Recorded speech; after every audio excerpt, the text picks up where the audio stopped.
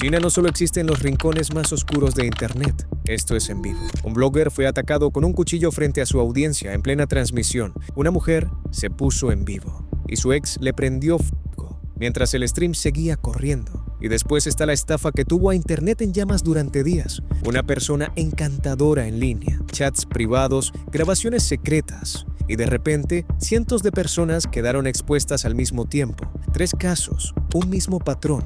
En China, Internet no solo te muestra el horror, a veces te lo trae directo a la pantalla. Imagínate esto. Estás scrolleando TikTok, viendo a tu foodie favorito haciendo chistes y probando snacks raros en la calle. Y de repente, sin ningún aviso, lo ves morir apuñalado, en vivo, en tiempo real. Eso fue exactamente lo que le pasó a Jan Shojong. Y cuando escuches la historia completa, no vas a poder sacártela de la cabeza. Volvamos al principio. Jan era un chino de 29 años con 2 obsesiones: la comida y los viajes. No de esa manera pretenciosa de blogger gourmet. Él genuinamente creía que la comida te contaba todo lo que necesitabas saber sobre un lugar. La historia, la cultura, la gente. Para él, sentarse a comer algo local era como leer un capítulo de un libro que ninguna guía turística podría escribir. Y no le bastaba con recorrer China a punta de platos. Quería el mundo entero en su mesa. Así que ahorró, hizo las maletas y se fue a África. Así nomás. La mayoría de la gente hubiera visitado, sacado unas fotos y vuelto a casa. Ya no. En el momento en que aterrizó, algo hizo clic. África le resultó familiar de una manera que no esperaba. Y de todos los países que recorrió, Zambia fue el que más le llegó. La comida, la gente, la energía. Quedó completamente enganchado. Así que se quedó. No era el plan, pero se quedó. Y entonces conoció a Margaret. Margaret era el tipo de persona que hacía que todo tuviera sentido. Los dos se hicieron amigos casi de inmediato. Y no tardó mucho en que esa amistad se convirtiera en algo más. Para diciembre de 2022, Jan estaba listo para pedirle matrimonio. Tenía la vida, tenía el amor y tenía un plan. Todo estaba encajando perfectamente. Pero también tenía TikTok. Y TikTok estaba a punto de cambiarlo todo. En algún momento de su etapa en Zambia, Jan empezó a filmar sus aventuras.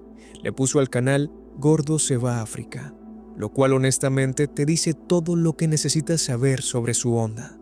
Sin ego, solo buena comida y buena vibra. Él y Margaret se metían a los mercados, probaban snacks raros, regateaban especias, filmaban absolutamente todo. Y la gente se volvía loca con eso. En un tiempo sorprendentemente corto, Jan tenía 5 millones de seguidores. 5 millones. El tipo que solo quería comer comida interesante en un país que sentía como hogar, se había convertido por accidente en una sensación de Internet. Y con 5 millones de seguidores llega el dinero. Dinero de verdad.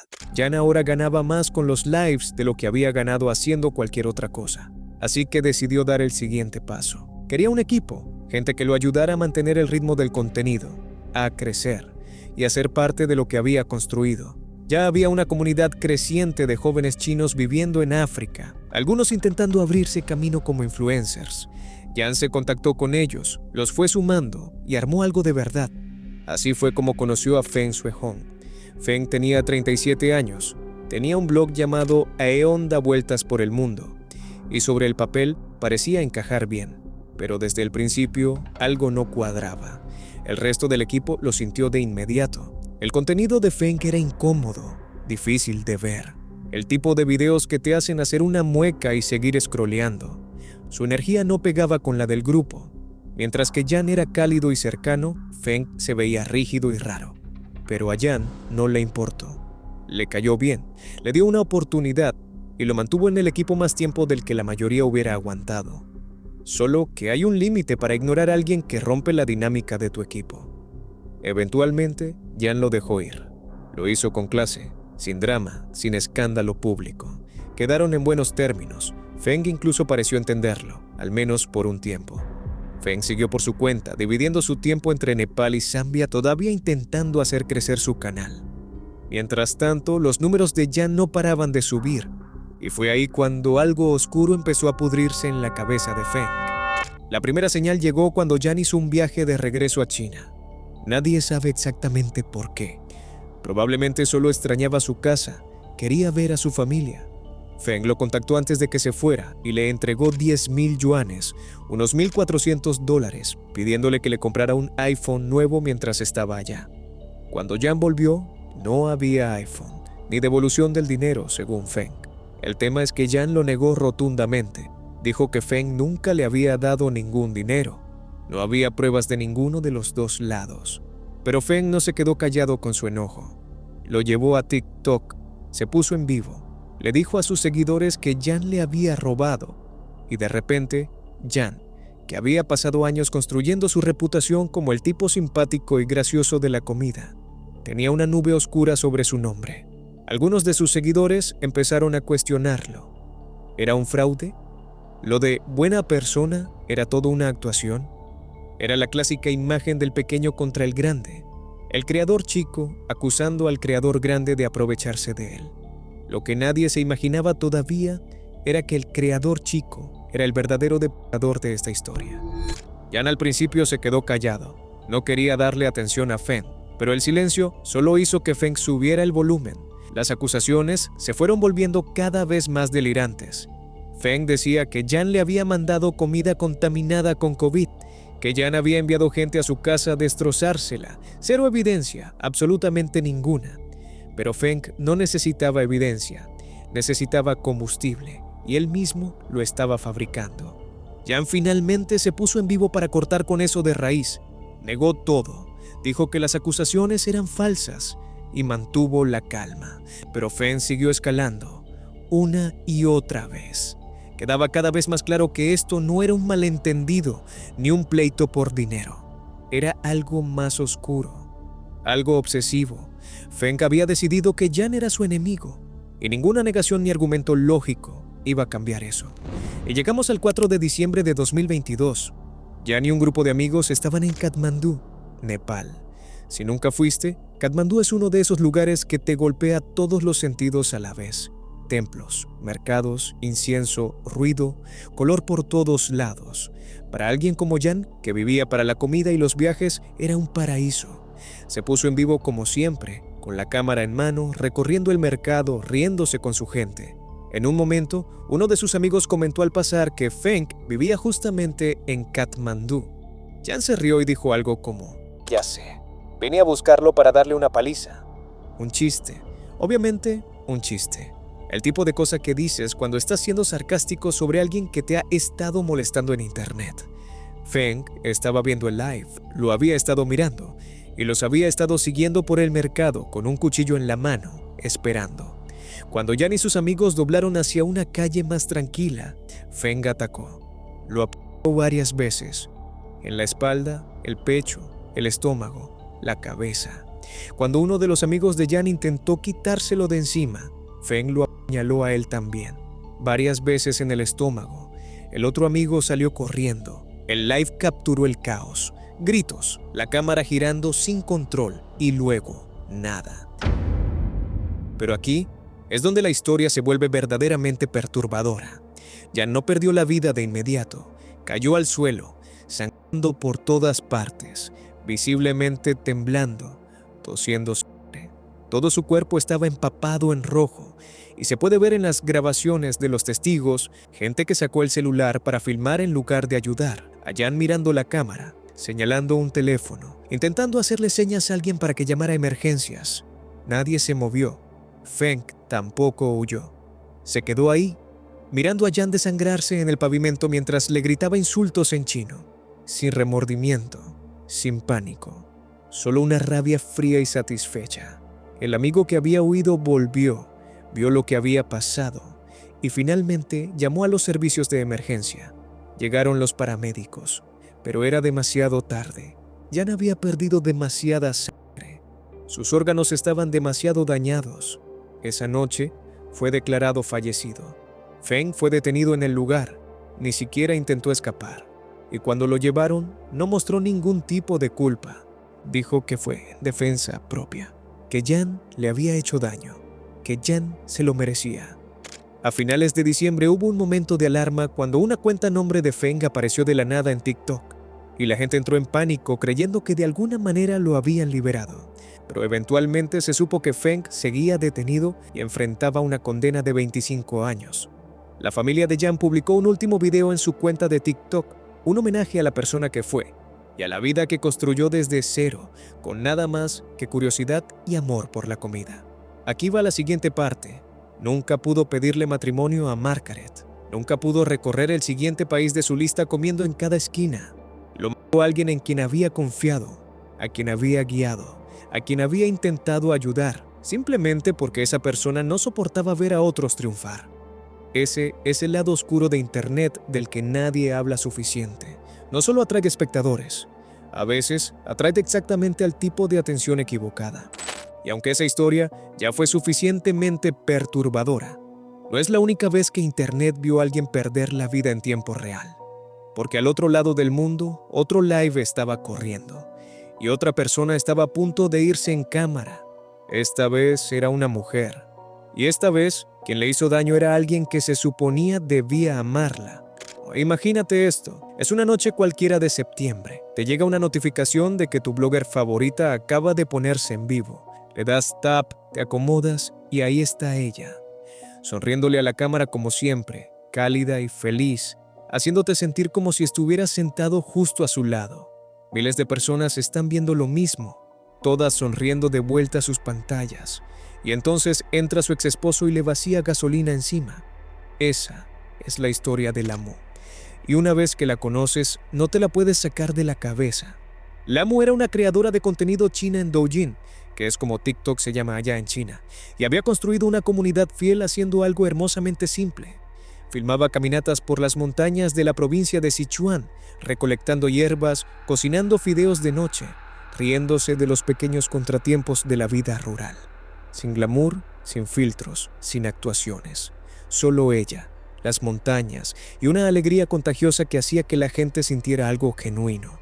Había algo en verla que te tranquilizaba, como si todo fuera a estar bien, como si el mundo no fuera tan difícil después de todo. No vino de una familia con dinero, para nada. Sus manos eran ásperas y callosas de años de trabajo en el campo, y jamás intentó esconder eso. Al contrario, las levantaba frente a la cámara y se reía, como diciendo, ¿pueden creer estas manos? La gente la amaba exactamente por eso, por la autenticidad, por la total falta de pretensiones. No estaba intentando ser nadie más que exactamente quien era, y en un mundo lleno de contenido cuidadosamente fabricado y sonrisas falsas, eso era magnético. Su pueblo la adoraba, su familia la adoraba, y cientos de miles de desconocidos en Internet la adoraban también, por las mismas razones. Creció muy unida a su mamá, cercana a toda su familia, y todos los que la conocían la describían igual, amable, genuina, llena de vida, el tipo de persona que podía estar comiendo fideos sencillos por quinta noche seguida y de alguna manera hacerlo ver como la mejor comida de su vida. No porque estuviera actuando felicidad, sino porque realmente la sentía. Incluso en la pobreza, incluso con una vida difícil, Lamu siempre encontraba algo que valiera la pena celebrar donde mirara.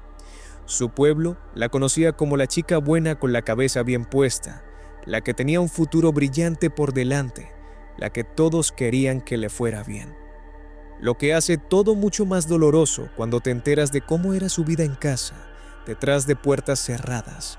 Él se llamaba Tang Lu, y desde afuera parecía un buen partido.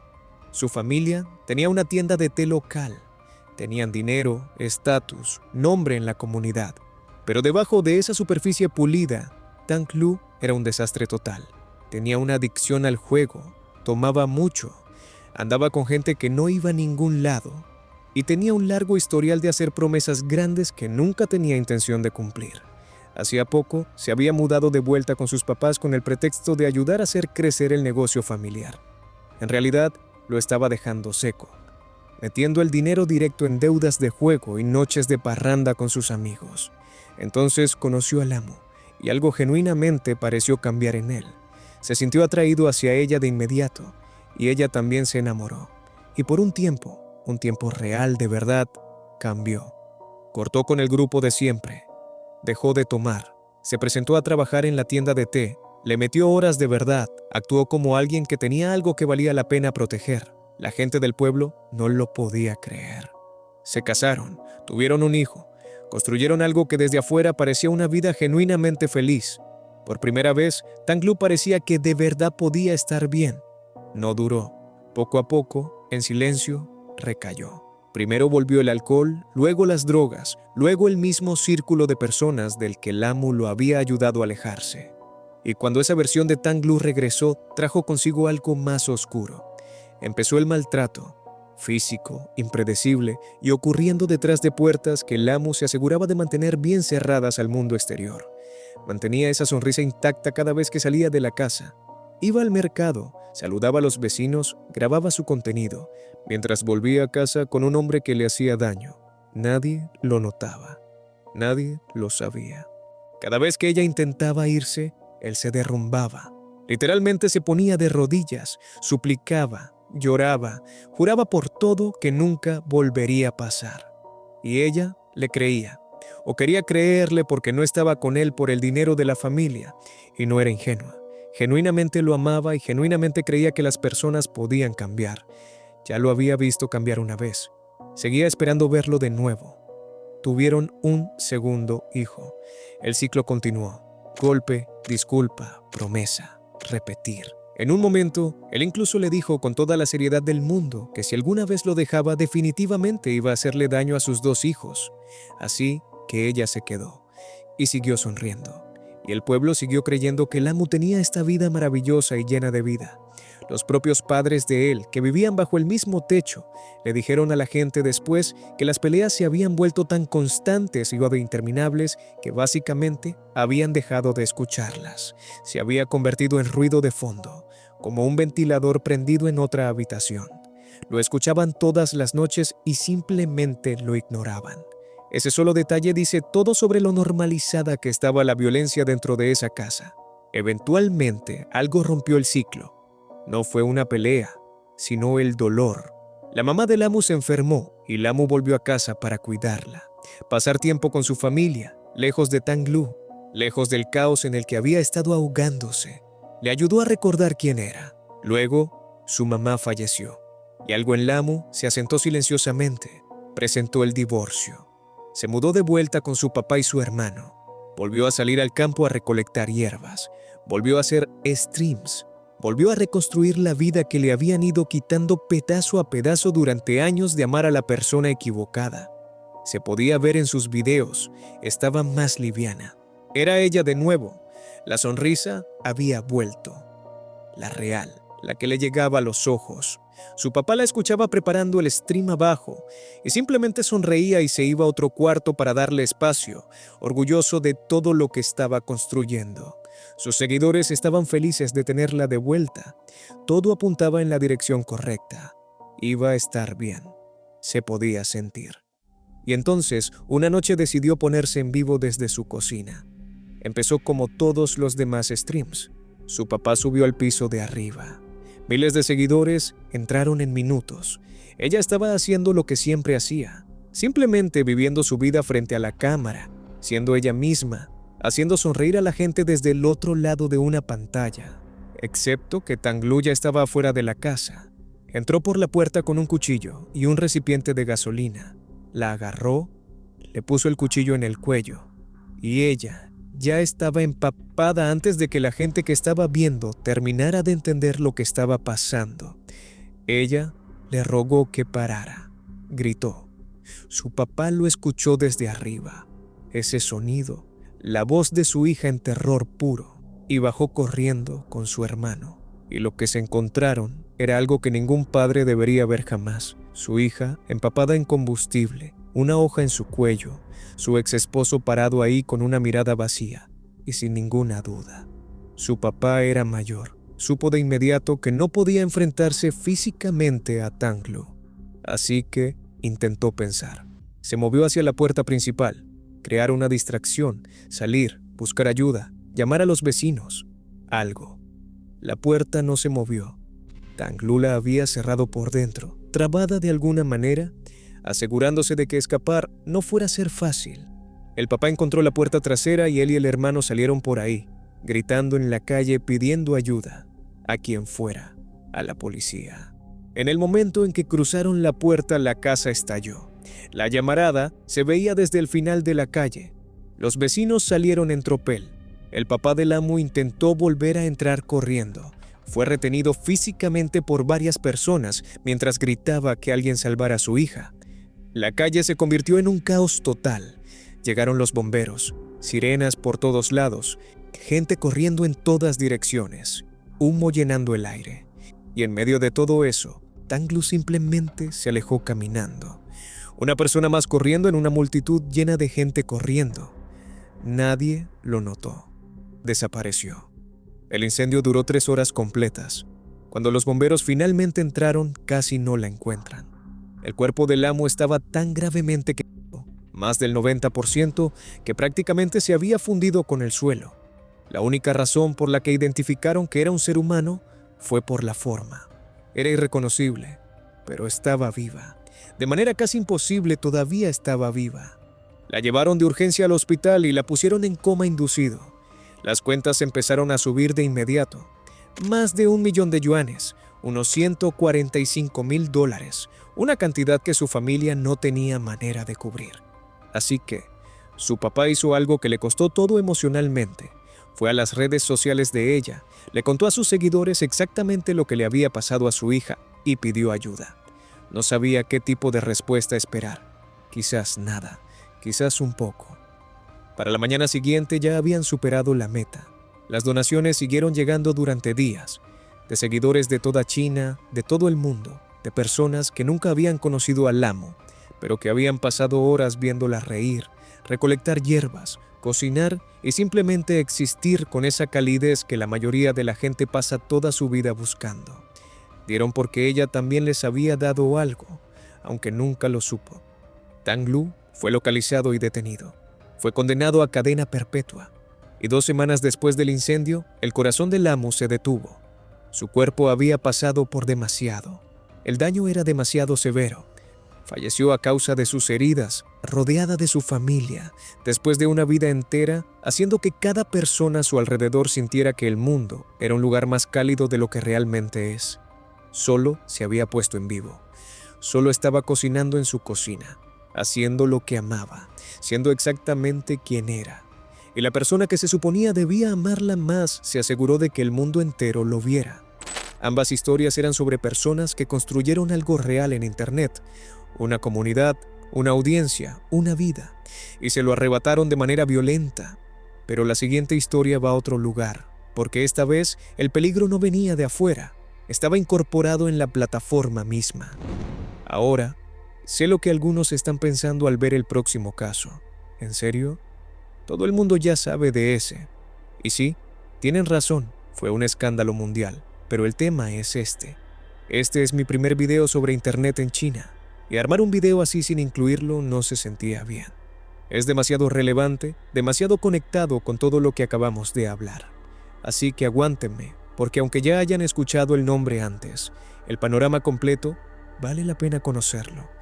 Esta es la última historia, y en cierta manera es la más perturbadora de todas. Acaba una pregunta que se les va a quedar dando vueltas. ¿Qué también conocen realmente a las personas con las que hablan en Internet? ¿Creen que saben? Han visto sus fotos, leído sus publicaciones, intercambiado mensajes. Sienten que tienen una idea de quiénes son. Pero, ¿y si todo? Las fotos, la personalidad, la vulnerabilidad, la calidez, fuera un disfraz. ¿Y si la persona del otro lado de esa pantalla fuera alguien completamente diferente, ejecutando una operación fría y calculada, y ustedes fueran simplemente el siguiente nombre en una lista muy larga? Eso fue exactamente lo que pasó en Nanjing, China, en el verano de 2025. Y para cuando todo se derrumbó, más de 1,600 hombres vieron sus vidas completamente expuestas. Sus caras, sus cuerpos, sus momentos más privados, repartidos por Internet para que el mundo entero los viera. Todo empezó con un perfil. Se hacía llamar Hermana Hong. Sobre el papel, era una mujer de casi 40 años recién divorciada, navegando la vida sola con una especie de dignidad tranquila, que se sentía genuinamente cercana. Sus fotos mostraban a alguien con una sonrisa suave, accesible y cálida. Escribía sobre la soledad, sobre empezar de nuevo. sobre buscar una conexión real después de un matrimonio que no había funcionado. Nada llamativo, nada demasiado pulido. Se sentía real, como alguien que podrías conocer en la vida, una vecina, una compañera de trabajo, alguien con quien podrías sentarte a cenar y tener una conversación de verdad. Y ese era exactamente el punto. Porque Germana Hong no era una mujer. Germana Hong era un hombre de 38 años llamado Yao, sentado solo en su departamento, operando una de las estafas de identidad falsa más elaboradas y perturbadoras que nadie había visto jamás. Desde detrás de su pantalla, Yao era todo lo que Germana Hong necesitaba hacer. Respondía mensajes con cuidado, construía confianza lentamente, aprendía lo que cada hombre estaba buscando y se lo devolvía como un espejo. Era paciente, era metódico, entendía la soledad de una manera que lo hacía peligrosamente bueno explotándola. Una a una, las conversaciones se iban profundizando, la confianza se iba construyendo y eventualmente Germana Hong extendía una invitación. Ven a conocerme en persona, en algún lugar privado, y ellos iban, una y otra vez, iban. Detente un segundo en ese número, 1600 hombres. No es un error ni una exageración. Esa es la escala de lo que Yao construyó, una conversación a la vez. Cada hombre creía que iba a encontrarse con una mujer divorciada y solitaria para un encuentro privado y consensuado.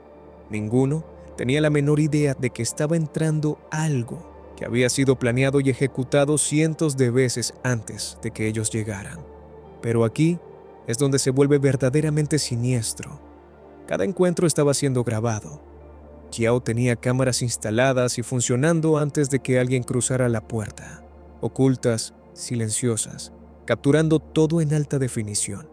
No eran grabaciones que hizo para sí mismo y guardó bajo llave. Eran producto. Las catalogaba, las organizaba, construyó un archivo entero de material íntimo robado y luego lo vendía.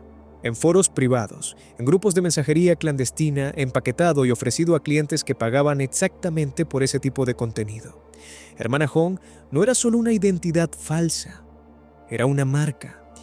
Y los 1600 hombres que creyeron estar teniendo un encuentro privado eran en realidad los protagonistas involuntarios de una biblioteca de contenido que seguía creciendo silenciosamente, circulando silenciosamente, esperando silenciosamente para explotar. La explosión llegó en julio de 2025. Los videos empezaron a filtrarse de esos foros privados hacia el internet general casi todos al mismo tiempo. En cuestión de horas, Germana Hong era tendencia. En días, la historia había saltado de las redes sociales chinas a medios de comunicación internacionales. Los clips se compartían por todos lados. La gente estaba horrorizada, pero también estaba mirando y compartiendo, y convirtiendo todo en memes y chistes, lo cual es su propio tipo de cosa perturbadora con la que lidiar. Los hombres en esos videos pasaron de ser personas privadas a espectáculos públicos de la noche a la mañana, sin tener ningún control sobre nada de lo que estaba pasando. Piensa por un segundo en lo que eso significa realmente. Te despiertas una mañana y tu momento más íntimo y privado, el que creías que era entre tú y otra persona, ahora lo están viendo y comentando desconocidos en todo internet. Tu cara está ahí, perfectamente clara. Y la gente no está siendo empática. Está tomando capturas de pantalla. Se está riendo. Está mandando el clip a personas que conoce. Algunos están buscando tu nombre, tu trabajo, tu dirección, publicando todo para que todos en tu vida puedan conectar los puntos. Tu pareja se entera, tus compañeros de trabajo se enteran, tus papás se enteran. Eso fue lo que les pasó a estos hombres. Una mujer aparentemente descubrió a su prometido en los videos apenas días antes de su boda. Compromisos se rompieron, matrimonios se derrumbaron, carreras se destruyeron y debajo de todo eso, debajo de la humillación pública y las relaciones destrozadas, había algo todavía más oscuro, porque casi de inmediato empezaron a correr rumores de que Yao era HIV positivo. De repente esto no era solo un escándalo sobre privacidad y engaño, era una posible crisis de salud pública. Cada uno de esos 1600 hombres tuvo que enfrentarse a la posibilidad de que no solo habían sido grabados sin consentimiento, sino que podrían haber sido expuestos a una enfermedad que cambia la vida sin haber sabido jamás que el riesgo existía. El Centro de Control de Enfermedades de Nanjing intervino y emitió un comunicado público ofreciendo pruebas gratuitas, anónimas y confidenciales a cualquiera que creyera haber estado expuesto. Cuando una agencia de salud del gobierno tiene que dar una conferencia de prensa por el plan de un solo hombre, ¿sabes qué? Estás ante algo de un nivel completamente diferente. Jiao fue detenido el 6 de julio. La policía había rastreado el rastro digital hasta su departamento y cuando llegaron encontraron todo: las grabaciones, el archivo, la evidencia de una operación con fines de lucro que llevaba mucho tiempo funcionando. Fue acusado de producir y distribuir material obsceno con fines de lucro bajo el artículo 363 del Código Penal chino, un cargo que lleva una condena de varios años hasta cadena perpetua dependiendo de la escala y gravedad del delito.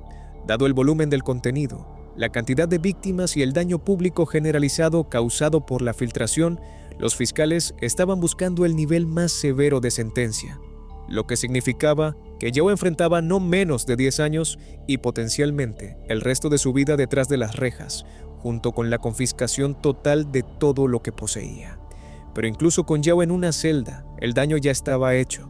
Los videos seguían ahí, seguían circulando, seguían siendo vistos, compartidos y convertidos en chistes en los rincones de Internet que no se preocupan en lo más mínimo por las personas reales involucradas. Y eso es lo que hace que este caso sea tan inquietante de una manera única, porque te obliga a pensar en la motivación de una manera que no tiene una respuesta limpia. Aquí va la parte final. Era por dinero. Casi con certeza, al menos en parte. Había construido un negocio rentable, pero la escala de todo, la repetición obsesiva e imparable, los cientos de encuentros, el archivo meticuloso, eso va más allá de alguien que simplemente quiere ganar dinero. Había algo más que lo impulsaba. Los investigadores y analistas que estudiaron el caso apuntaron a una necesidad profunda de poder y control. Jiao lo sabía todo sobre estos hombres, mientras ellos no sabían nada real sobre él. Guardaba sus secretos. Era dueño de sus momentos más vulnerables. Cada hombre que cruzaba esa puerta y caía en la trampa de que hermana Hong era, en su mente, una victoria. Una confirmación de que él era más inteligente, más poderoso, más en control de lo que el mundo a su alrededor le daba crédito. Y luego está el tema de la identidad, el hecho de que no solo tendió una trampa, se convirtió en otra persona por completo. Pensaba como ella, hablaba como ella, sentía como ella a lo largo de cientos de conversaciones que se extendieron por meses o años. Algunos observadores especularon que el personaje de hermana Hong podría haber sido más que solo una herramienta, que para Jiao meterse en esa identidad podría haber sido su propio tipo de escape, una manera de existir de forma diferente, de experimentar una versión de la vida social e íntima, la que su yo real no podía acceder. Aunque nada de eso lo justifica, para nada, porque al final, 1.600 personas reales vieron sus vidas destruidas por un hombre que decidió que su privacidad, su dignidad y su seguridad eran simplemente materiales para su operación. Personas perdieron sus relaciones, su reputación, su sensación de seguridad. Algunos todavía están esperando resultados de pruebas que podrían cambiarlo todo. Algunos nunca se van a recuperar del todo de lo que se hizo público ese verano. Hermana Hong nunca fue real, pero el daño que causó absolutamente sí lo fue. Y en algún lugar por ahí, ahora mismo, hay otros perfiles, otras identidades cuidadosamente construidas, otras personas pacientes y metódicas que descubrieron que la soledad es lo más fácil del mundo de explotar. Esa es la parte que debería quitarte el sueño. Y con eso cerramos el video de hoy. En serio, si llegaste hasta acá, muchas gracias. Eso significa mucho, sobre todo porque este canal todavía es bastante nuevo y cada vista y cada suscriptor cuenta más de lo que creen. Ahora quiero saber qué piensan. ¿Cómo se sienten después de estos 3 casos? Déjenme un comentario y cuéntenme qué fue lo que más les llegó. ¿Qué país debería cubrir en el próximo video? Déjenme sus sugerencias abajo, porque a donde me manden, voy. Nos vemos.